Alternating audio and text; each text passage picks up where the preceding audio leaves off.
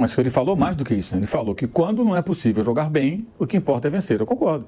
Numa temporada tão longa, num campeonato de 38 rodadas, você não vai conseguir jogar bem sempre. Alguns jogos você tem que ganhar na marra. Ontem foi um jogo que o Palmeiras foi muito atacado, o Bahia é o grande aramelismo do futebol brasileiro, é impressionante que isso, o Rogério Ceni e seus jogadores não conseguiram corrigir isso. O campeonato inteiro, o Bahia teve com várias partidas, domínio, criação, mas não consegue converter. Negócio bizarro até. E ontem não foi diferente, né? O Bahia faz um gol em completo impedimento, gol corretamente anulado, logo depois sai o gol da vitória do Palmeiras. Eu acho que ele está certo, eu acho que é isso. Acho que o futebol é isso, você vai tentar, agora você tem que procurar jogar bem. Não pode se contentar apenas entre aspas, com vencer. Porque se você vence jogando mal, você não vai vencer tantas vezes assim. Mas vai acabar perdendo. Quem joga mal não vence, a maioria das vezes. Quem joga mal tende a perder. Mas circunstancialmente, pela qualidade de jogadores, por um sistema defensivo que consegue eficiente, mesmo com a má atuação do meio para frente, você de repente consegue algumas vitórias. Eu acho que é exatamente isso. Eu acho que isso é uma virtude. Você entender a diferença de jornadas nas quais você não conseguiu jogar bem, você procurou ainda assim ser competitivo e ganhar os pontos, por jogos em que você realmente joga bem e às vezes também não vence, né? Agora, a meta tem que ser jogar bem e vencer. Se você não consegue jogar bem, você vai tentar vencer de alguma maneira, né? No caso, vou pegar outro exemplo, Atlético e Botafogo. O Atlético entrou ontem pensando aqui, venceu o Botafogo. No momento que ele perdeu um jogador, ele pensou, eu quero não perder. Pelo menos não perder aqui para o meu adversário na final da Libertadores. Ele conseguiu. Claro, tentaria vencer o jogo, mas era mais difícil com um homem a menos por tanto tempo. Então são circunstâncias de jogo.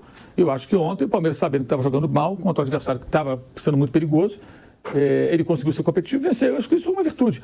Inclusive, isso derruba uma tese estapafúrdia de um dos candidatos à presidência do Flamengo, no debate essa semana na televisão, no canal ESPN, também na internet, né? Em que ele falou que as demissões são a cultura do clube, porque se a coisa não vai bem, tem que trocar de técnico. Não. Com qualquer técnico você vai ter estabilidade. Se esse candidato fosse dirigente do Manchester City, o Guardiola seria demitido semana passada, porque ele perdeu 4 jogos seguidos. Tira o Guardiola. Né? O Ancelotti já teria tomado um pé no traseiro, porque o Real Madrid andou para tomar uma goleada do Barcelona em casa, demite o Ancelotti. Gente, que coisa está ganhando. O Abel Ferreira continua sendo um técnico que comanda um elenco competitivo, porque tem tempo de casa, conhece o elenco, enfrenta uma dificuldade aqui, outra ali, melhora. O Palmeiras já teve nesse campeonato muito mal, agora está brigando pelo título de novo. Esses ciclos vão acontecendo. E isso eu acho que é meio óbvio, até acho que é impressionante que no Brasil ainda se discuta isso. É claro, quando o técnico é ruim, quando tudo está errado, não está dando certo, você vai ter que ter a sensibilidade de entender que acabou o ciclo. E vai acabar para todo mundo. Um dia o Guardiola vai sair, o Abel vai sair, o Ancelotti vai sair, como já saiu e voltou para o Real Madrid. Isso é normal, mas não pode ser a toda hora. Eu acho que ontem a vitória do Palmeiras passa muito por isso. Pelo conjunto, entendimento, comissão técnica, time, torcida. Todo mundo entende como funciona. Por isso o Palmeiras pode ser tricampeão brasileiro. Está brigando. Depende só dele para ser tricampeão brasileiro. Tri mesmo, seguido, né? 3 anos seguidos. Que é algo que só o São Paulo conseguiu. É dificílimo de conseguir em campeonatos de pontos corridos aqui no país. Eu acho que ontem foi exatamente isso. E, claro, acho que o Palmeiras nessa semana, salvo uma zebra no fim de semana, se os dois vencerem, né? O que é o mais provável, o Botafogo e o Palmeiras vencendo no final de semana, sábado, né? Na terça-feira, o Palmeiras entra atrás na tabela e acho que muito motivado. E o Botafogo vai ter que repetir mais ou menos o que ele fez na Libertadores, quando eliminou o Palmeiras, sustentando a vantagem que ele tinha, venceu por 1-0, ele deve entrar em vantagem novamente, jogando por um empate, e vai ter que novamente sustentar a sua vantagem, vencendo ou empatando o jogo, para viajar para a Argentina, líder do campeonato, dependendo só dele. Se perder, vai ter uma pressão extra, né? Porque aí você entra naquela vibe assim, sábado, se eu não for campeão da Libertadores, eu volto para o Brasil dependendo dos outros para ser campeão brasileiro. Nossa, eu não tenho mais o controle, eu posso perder tudo. E isso deve ter um impacto, evidentemente, no comportamento da equipe. Então, acho que o Botafogo tem outras preocupações. É tudo ou nada, né? De certa forma. Vira quase um tudo ou nada. E o Palmeiras, acho que teve uma semana feliz aí, um meio de semana feliz com esses resultados.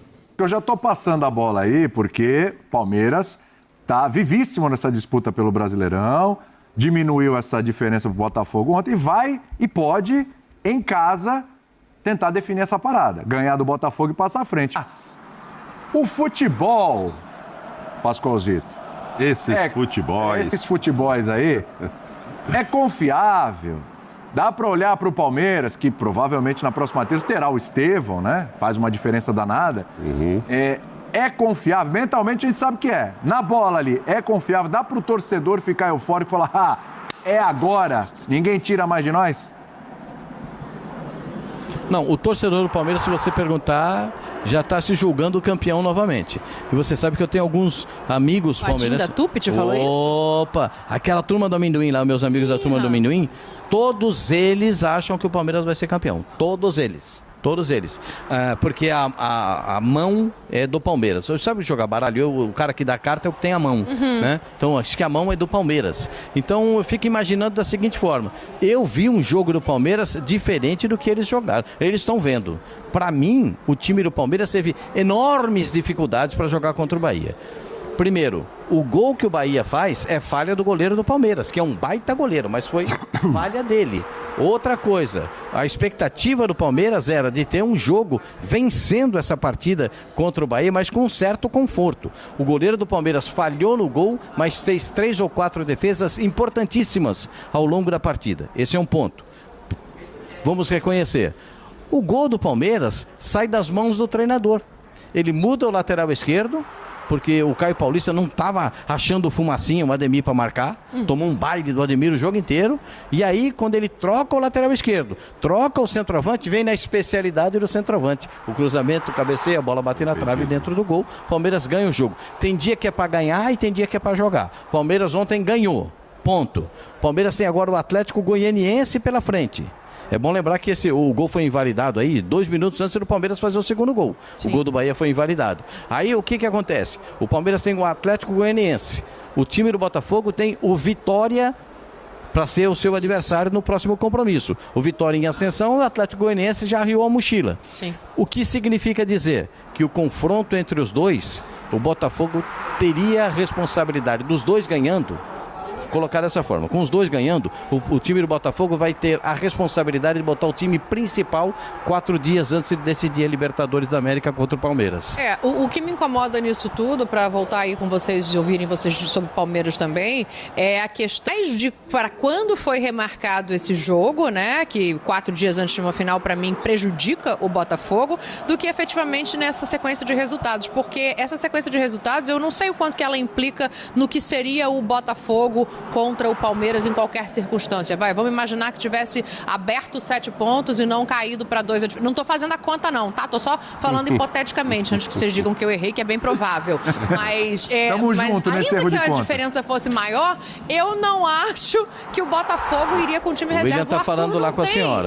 Ele falou que a gente está junto nesse erro de conta. O Arthur Jorge não tem essa máxima de time todo reserva. Então eu acho que isso não aconteceria em nenhuma circunstância, apesar de que, obviamente, seria melhor ao Botafogo ter uma vantagem maior, né? Disseram o Abel Ferreira vencedor e o Rogério Ceni o derrotado no jogo de ontem em Salvador, que foi incrível, né? O Palmeiras jogou nada, o Bahia jogou tudo, mas quem ganhou foi o Palmeiras. A verdade é que hoje fomos extremamente eficazes, soubemos lidar e ser resilientes em momentos adversos do jogo, nomeadamente quando sofremos o golo. E nesta reta final o que conta para nós é ganhar, isso é o mais importante, sendo que, como vocês sabem, nós não dependemos de nós estamos a fazer uma campanha melhor que o ano passado, mas como vocês sabem, o Botafogo está a fazer uma campanha brilhante e nós temos que continuar a fazer o nosso. Estou muito satisfeito com o desempenho da equipa, espero e quero que os nossos jogadores mantenham este espírito, esta atitude que já vem do último jogo, onde jogámos muito, criámos muito, empurramos o nosso adversário para trás e só conseguimos fazer um golo. Depois cada um olha para aquilo que quer. Eu olho para a produção da equipa e a quantidade que nós produzimos e não fomos eficazes, e hoje não foi preciso produzir muito para fazer tantos golos assim como foi no último jogo, com tantas finalizações, só fazer um. Nós hoje com muito menos. Tá aí. Estamos vendo os melhores momentos. Eu estava refletindo sobre a história da malícia aqui que o Rogério falou. Sobre a questão da falta, ele foi esse exímio cobrador. Muitas vezes ele puxava, foi coisa do Veiga, ele puxava um pouco a bola para trás para dar a distância da barreira. Ele batia forte e colocado como o Veiga, e já fez vários gols dessa forma. E aí o árbitro fica de costa e puxa mais um pouco, e aí o jogador do Bahia vai avisá-lo, e enfim, ele ganhou a distância que ele queria lá. Massa, com barreira, sem barreira, fato é que o Palmeiras ruma para o tricampeonato.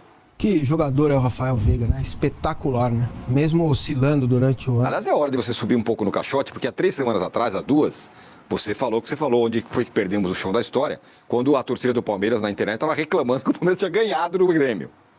Reclamando disso. Agora os caras estão na bica de ser tricampeão. Cadê essa turma? Eles estão por aí. Eu não tenho esse clima de revanchismo. Eu tenho clima de revanchismo. Não tenho, porque eu acho que o torcedor... O torcedor é assim mesmo, cara. Eu acompanho um pouco vocês, um pouco o Vessa. Eu dou uma olhada lá, não tudo, mas eu dou uma olhada nos comentários. É muito parecido, cara. É muito igual, né? Agora, eu queria falar sobre uma fraqueza minha, se vocês me permitem.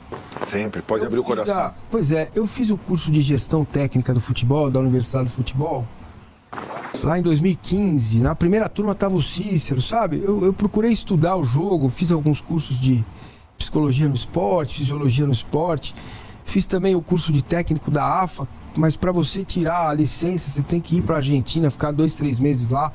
Por que eu estou falando isso? Não é para me gabar, não é sério, não é. Mas é para realmente dizer que eu não entendo um time com um trabalho tão longo, com um punhado de bons jogadores. Podem não ser craques, jogadores espetaculares, mas você olhar para a produção do Maurício, do Dudu, o Dudu se justifica pela contusão, do Rony, que com a bola realmente ele tem dificuldade. Mas foi um jogo assim, do Felipe Anderson. Felipe Anderson foi abduzido. O Palmeiras não jogou absolutamente nada. Isso é uma coisa, com todo o tempo que teve o Abel para trabalhar o time, né? Com todo o tempo para ajustar a sintonia, porque essa é uma coisa que eu tinha como verdade.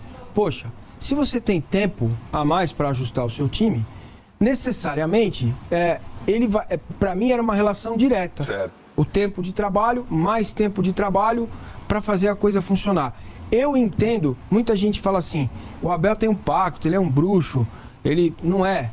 A questão do Vanderlan, por exemplo, eu acho muito importante. Ele até falou, né? Eu sabia o que ia acontecer, brincando, né? O cara falou, por que pôs o jogador lá e tal? Eu falei, não, porque eu sabia o que ia acontecer. É o pacto. Lembra da questão da falta do Corinthians? Eu treino que a bola bate nas costas. Isso. Lembra? Ele faz isso. A questão do Vanderlan, por exemplo, olha que sutileza. O Vanderlan fez um ano muito ruim.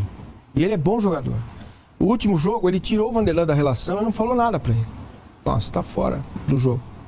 Beleza, passou o jogo, na segunda-feira o Vanderlan bateu na sala dele. Falou, por que o senhor você me tirou do jogo? E ele sentou o Vanderlan lá e explicou, por causa disso. Né? E aí ele coloca o Vanderlan na vaga do Caio Paulista, que estava muito mal também, e o Flaco Lopes. O Flaco é o melhor ano dele no Palmeiras, Mas ele até aqui fez gols importantes, mas muitas vezes, em jogos grandes, ele não conseguiu fazer gol. E o Vanderlan cruza e o Flaco faz o gol. 2 minutos antes teve o gol do Bahia anulado, justamente anulado.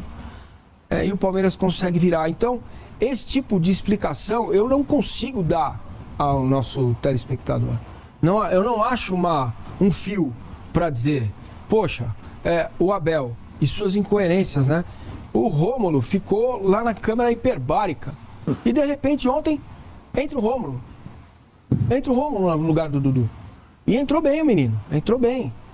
Né? Então, assim, cara, eu fico tentando entender o que é a manutenção do grupo, insistir na oportunidade para o jogador, para ele se recuperar, mesmo que isso possa custar ou causar uma eliminação nas Copas, como tem acontecido nos últimos 2 anos. Da onde vem essa coisa? Porque as pessoas falam muito, sim, o Palmeiras é um time frio, gelado. Eu sinceramente, cara, a vantagem de você não desistir nunca, beleza, mas quase todos os times têm isso, cara. Vambora, vamos lá, vamos não sei o quê, aquela palavra de vestiário. Então, pra mim é um pouco, assim, inexplicável entender a qualidade do futebol que o Palmeiras apresentou diante de um jogo contra o Grêmio. Completamente diferente.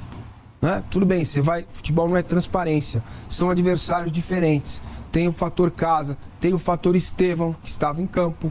Né? Então tudo isso pesa, entra na análise. Agora, é o que eu falei agora para os amigos aqui no meu grupo de WhatsApp. Você passa, a partir de agora, a ter uma pedra zerada. O Palmeiras voltou a depender só dele. Entendeu? Isso é uma bênção.